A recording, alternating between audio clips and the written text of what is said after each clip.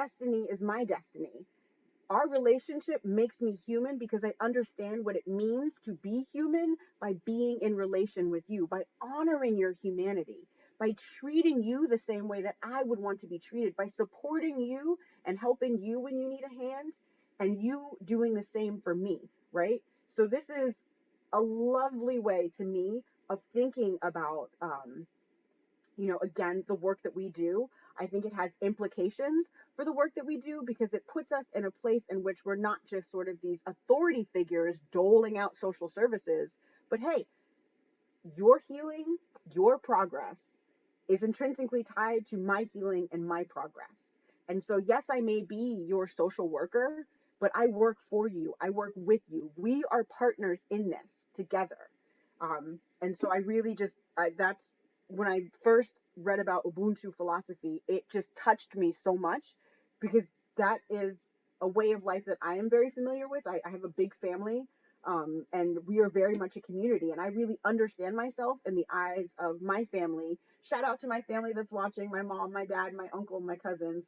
Um, See, even that, this is, and I think it's a way of understanding and a way of life that a lot of us understand that really speaks to our heart as opposed to the ways in which we have to move in this dominant Western white society. Ooh, boop, boop, boop. So I wanted to point out three Ubuntu philosophical maxims that I really just sort of stuck out to me in my research. First, the obvious is that relationships are key, right? To be human means to be through others. It is another way of being. Any other way of being, like Bishop said, would be inhuman. To be selfish, to be only focused on your own goals, your own survival is selfish way of thinking because more often than not, you're doing that at the expense of someone else, right? So how do we continue to thrive? How do we can survive and live in a way in which all of us get a piece of that pie, right? And we all get the piece of the pie that we're needed. We don't need to continue to compete with each other. We need to be competing. Actually, we don't need to be competing at all. Let's just scratch that. Like, let's just take that out of our vocabulary, right? So it's also very human centered. One of the things that came out that I absolutely loved when talking about sort of the human centered, and again, it's a real departure from sort of this capitalist Western way of thinking. That if and when you as a person are faced with a choice between accumulation of wealth and the preservation of another's life, you must choose life. There is no equivocation. There's no moral doubt. There's no nothing, right? This life is worth more than gold. And if we apply that framework to everyone, can you imagine how radically that would change the way that we as a social work profession, and not just a profession, but just a society at large. Okay.